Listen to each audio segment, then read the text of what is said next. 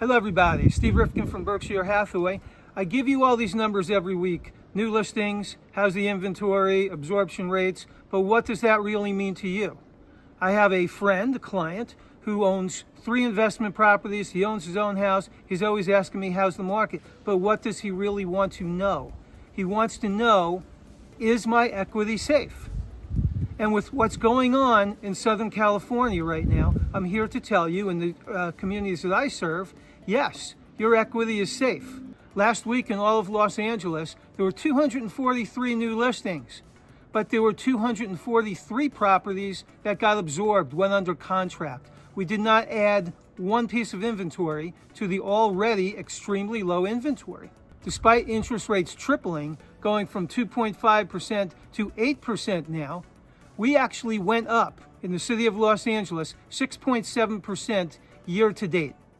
The only way prices are going to come down is if supply becomes greater than demand. Right now, we're still getting multiple offers. We're still getting about 4 or 5 offers. Maybe when the market was crazy, we got 20 offers.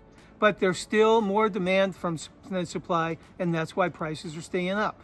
There is no foreseeable fast path to an increase in inventory. The only way you really have a major increase in inventory is if people are forced to sell. They're either forced to sell by losing their jobs, they're forced to sell being upside down on their house, they're forced to sell where they can't make the payments anymore.